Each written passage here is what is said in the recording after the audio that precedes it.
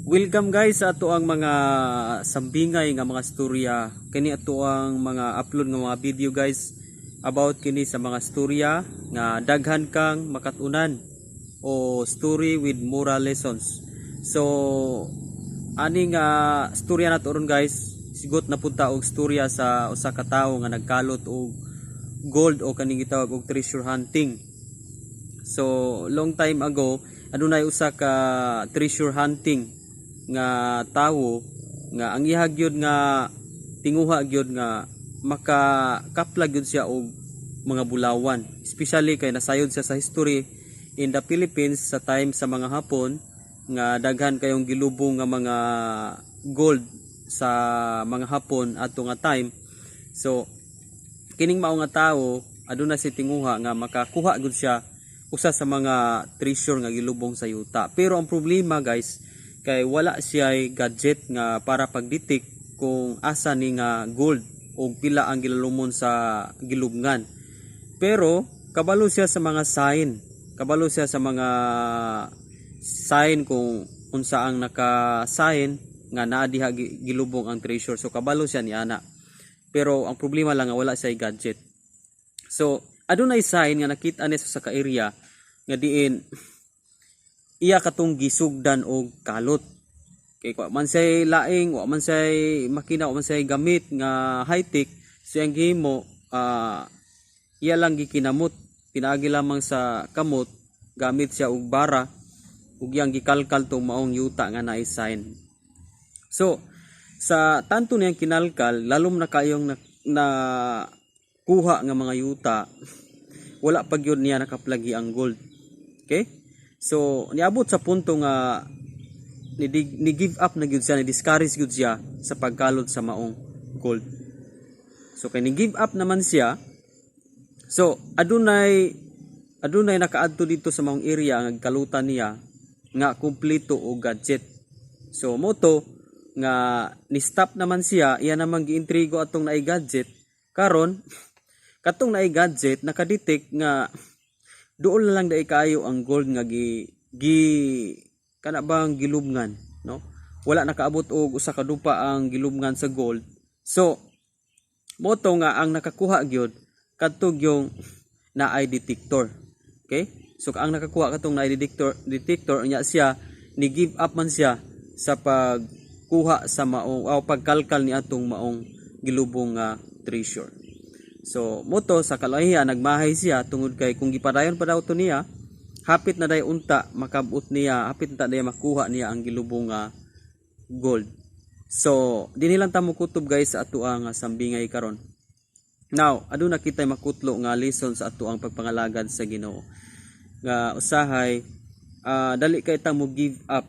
Iyon ang 1 Corinthians 15:58 nga tindog kamo nga ligon barog nga dili matarog ug pagkugi kamo sa inyong pagpangalagad kay nasayod kamo nga inyong pagpangalagad dili gyud ni makawang. So kining pagpangalagad sa Ginoo daw sama ni siya og gold, kana bang i-treasure gyud nimo siya sama sa giyon sa Matthew 6:33 nga seek ye first the kingdom of God and his righteousness and all these things shall be added on to you. Okay, so buot pasabot ang pagpangita sa ginharian sa Dios samag nangita ka og treasure nga imo gyud siyang idig, imo gyud siyang kalkalon, imo gyud siyang kaluton. Pero dunay mga nangita sa ginharian sa Dios, dunay mga nangalagad karong panahon nga ni give up sila, ni stop sila. Unya sama sa atong sambingay nga sadyang ni stop siya, wa siya kabalo nga duola day di ay ang award ato, duola unta di ay makaplagi ang iyang gipangita nga gold. Okay? So unsa may mga lesson nga tumakuha niini? Diya sa Biblia adunay kinahanglan nga dili ipa-stop sa Ginoo. Unsa man usa ni ana ang pagpangita sa ginharian sa Dios. Kanang seek ye first the kingdom of God and his righteousness and all these things shall be added unto you. Ang pagpangita sa mga butang ining kalibutan una usa kana kadakong sipyat sa atoa. Kung mo na atong na mindset nga unahon ang mga butang instead nga unahon ang Ginoo, nasipyat kita. Kay ang giyon sa Matthew 6:33, kung unahon nato siya ug ang pagkamatarong igadugang ra niya ang mga gipangita nato nga mga butang. Okay? So ikaduha, do na pag yoy lain diyang gisigutan nga bersikulo nga dapat dili ipahunong kining gitawag og prayer. Matud pa sa 1 Thessalonians 5:17 nga pray without ceasing. Pag-ampo kamo sa kanunay o pag-ampo kamo sa tanang panahon. Okay? So daghan kayo ro mga Kristiyanon nga mi-stop na siya og request pag-ampo sa ilang mga pamilya nga mga lagad. Hapit na unta tubagon, hapit na unta makabot nila ang mao nga request nila sa Ginoo, pero ni stop sila, ni give up sila. Okay? So moto nga wala gyud. Ipakita hinuon sila silang pamilya nga wala gyud nangalagad. So dapat adunay instruction diha sa Biblia nga dili ipahunong pasaan ang prayer. So pray without ceasing. So dapat i-continue ginato na. Kay sama man na og nangita ta og treasure, no? Kanang ato jud nang kalkalon jud kinahanglan ta og pasensya, kinahanglan ta og dakong pailob nga dili gyud ta mo undang hangtod nga dili nato makuha ang mao nga gipangayo nato. Okay? So lain pa nga dili ihunong kining atong pagpabilin sa Ginoo, no? Dapat dili gyud nato ihunong ang atong pagpabilin sa Ginoo. Kanang gingon sa John chapter 15 verse 5 to 7 nga siya ang punuan sa paras, kita ang mga sanga. So kadtong mga sanga nga dili magpabilin niya, malaya kining maong sangag pamutlon, pero katong sanga gani nga pabilin niya makapamungag yun og daghan, di ba? So ang dapat nato nga dili ihunong kining atong pagpabilin sa Ginoo. Nganuman kay ang atong pagpabilin sa Ginoo aduna kanay dakong ganti, aduna kanay dakong reward. Matud pa niya makapamunga kamo og daghan, di ba? So daghan kayo ro mga nag-alagad sa Ginoo nga ni-stop na sila, nihunong na sila. That's why wala sila mubunga. Okay? Ang paghunong sa pagpabilin diya sa Ginoo, mao kanay makaingon nga malaya ang atong tinguha sa Pangginoo. And then, ang may tabo dili kita mubunga sa espirituhanong mga bunga.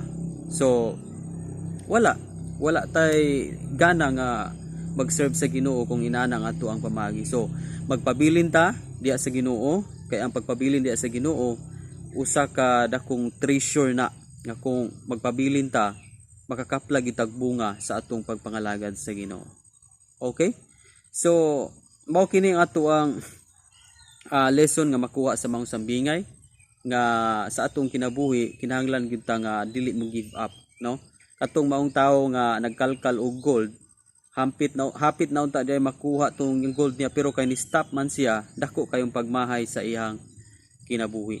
Muna nga sa atong pagpangalagad sa Ginoo wala gyud ni hunong hangtod gyud ni kanusa kita waon sa Ginoo. Okay? Kaya ang dakong reward ini sa tuwa is tuwa sa ginharian sa langit. Okay? So padayon kita sa pagdig, padayon kita sa pagkalkal, pagpangalagad, nga di kita magpadala in season, in out of season, and in bad situation, in good situation, magpadayon kita sa pag-serve sa Ginoo. Mao ginay dapat nga dili nato kay treasure ning pagpangita sa ginharian sa Dios sama ning nangita ka og treasure. Muna nga kung nangita gyud ta sa ginharian sa Dios ug ang pagkamatarong, okay? Ato gyud ang sigihon. Kay kung nahabit na nato, then matud pa niya all these things, ang promise sa Ginoo, all these things shall be added unto us. Guys, di na lang takutob sa ato ang sambingay karon. Salamat sa maong sambingay. And hopefully nga nakahatag kitag mga dugang pagtulunan sa kinabuhi. And be sure guys nga nakasubscribe ka sa ato ang channel aron nga updated ka sa daghan atong mga video upload about sa mga sambingay. Okay, kita-kita na po ta guys sa sunod na po natong video. God bless and glory to God.